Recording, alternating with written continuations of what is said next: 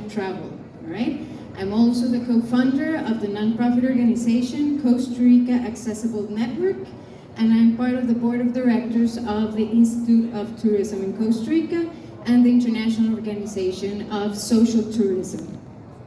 I'm going to talk a little bit about how Costa Rica has evolved during the years.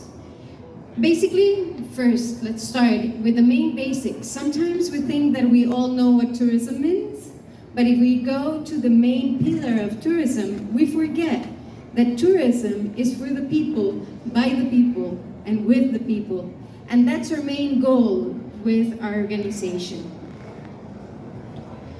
Costa Rica is a very small country, for those that don't know. We're in Central America. It's only 51,000 square kilometers, and we have 5% of the world's plants and animals.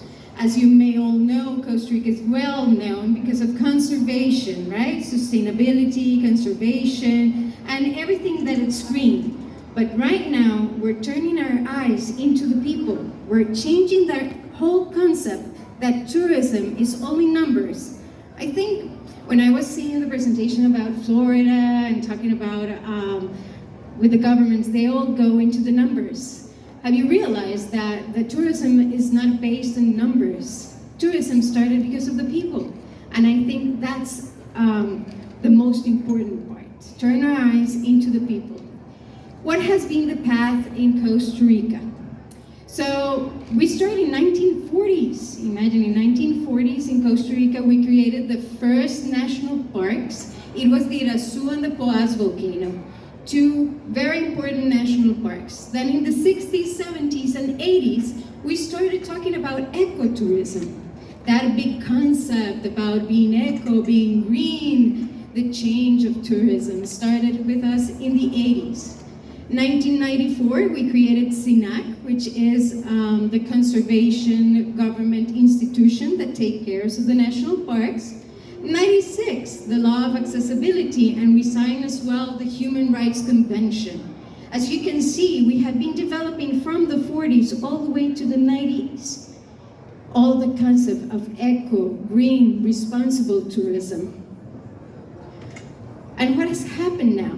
What is changing? So in 2017, we founded the nonprofit organization that it's named Costa Rica Accessible Network. So we started with 10 founders. Right now we have tons of people all around the country talking about accessibility, changing the whole chain of value. 2019, we created a social seal from the government, okay? The government created a social seal in 2019 with the International Organization of Social Tourism. And that has been since 2019 all the way until now. 2021, we created Red Sofia. So Red Sofia is another program, and it's for women. So women can travel alone around Costa Rica. 2022, the ICT started the national plan. And you know what? It's the first time that Costa Rica, in their whole country campaign, started including inclusion into the plan. So there's three main pillars: innovation, sustainability, and inclusion. And that's the national plan for 2022-2027. On 2023, we created a new law that it's right now in the Assembly, and it's a law to create a Costa Rica for all, where the whole chain of value will have benefits, will have incentives, so that we can start creating those differences, that change. To 2023, last week, with the Minister and the President of Costa Rica, we launched, as the Costa Rica government, a program that it's called Costa Rica for All. Why? Because we're evolving, we're being different, we're changing that mind that tourism is only numbers, or that it's only talking about the nature, the planet. Right now, we have to change that concept and go back to ourselves. Go into the soul, change and be healing. And that's what Costa Rica is trying to do, changing that concept. So if we go back into concepts. Let's say there's the concept of sustainability, the concept of responsible tourism, social tourism, even smart cities. Have you thought about all of those concepts? What do they really evolve? What is the DNA of those concepts? It's basically have a world where the humans can live equally, comfortably. Why? Because it's responsible, it's social, it's sustainable, it's green, it's eco, but also smart. Why? We have to start using our technology, our new knowledge in innovation, to create that world that it's for all of us, where our planet is preserved, where we can see all this wildlife and be part of it. But basically we're talking about people, but who we are. Have you thought about it? Who we are. We're a wide, diverse quantity of people. We can see it here in the conference. We have the tall ones, the small ones, the little fatter ones, right?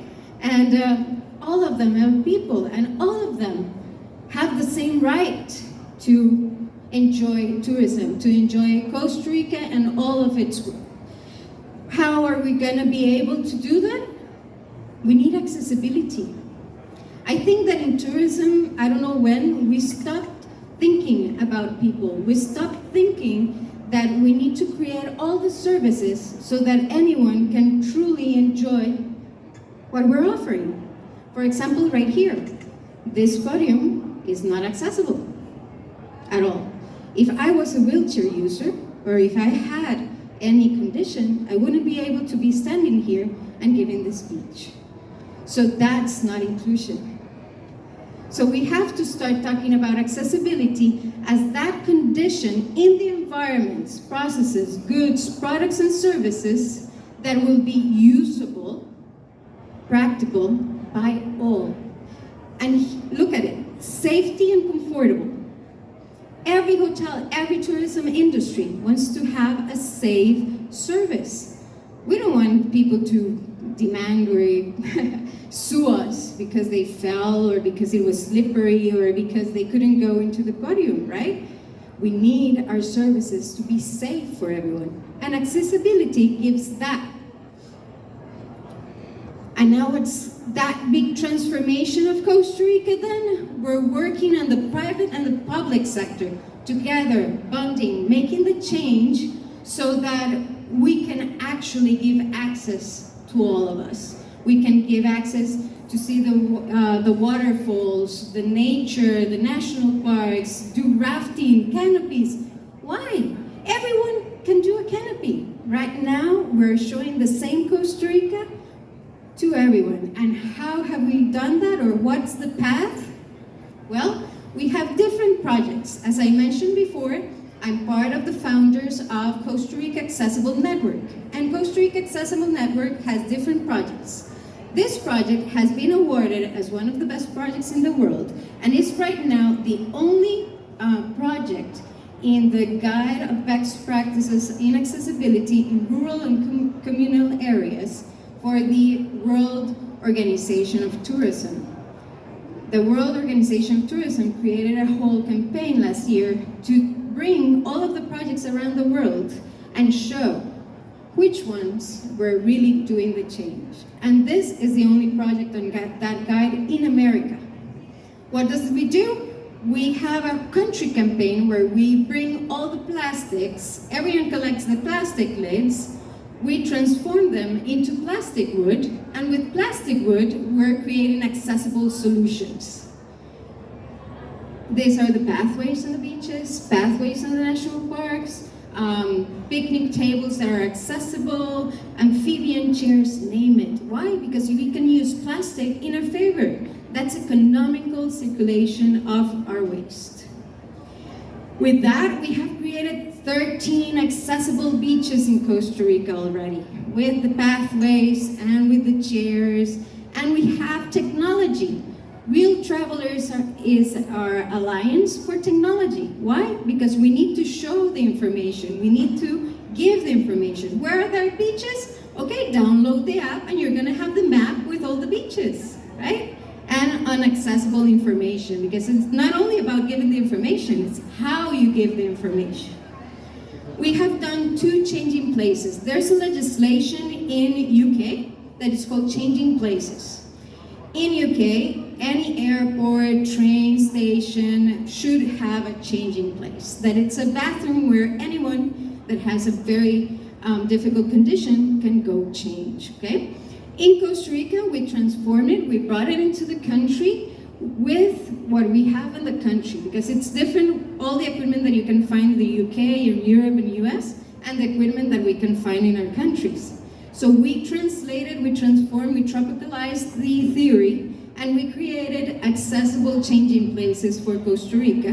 We have 2 right now in the country, and they change every year the different beach. Why? Because we want to have access to the beaches and be able to change. Normally people cannot change, and if you're in a wheelchair and you have the salt and the sand and everything, it hurts, it gives bruises. La Inspiración is another project of the NGO. When you have a disability and you want to put your pants on, or you want to put your shirt on, it's a big deal. It takes at least 1 hour for a person to get dressed if they have, for example, brain paralysis. 1 hour, okay? With La Inspiración, with 2 years of research, we created 13 different pieces of clothing that have changed the lives of people. Now, it's only 5 minutes to get them dressed and go out into the world to enjoy the country, to do tourism, to be part of society. For example, right now, you see my shirt? I'm using adapted clothing right now. Why? Because it's an easier design that I don't have to fight with my arms to put the shirt on. Look, zippers. So it opens up completely, I just put it on my hand, and I'm ready to go. That's adapted clothing. That's thinking about quality of life to give to the people. And so they can go out for touring. Why we created this? Because when we saw that they took 1 hour to go out for a tour, that's not human.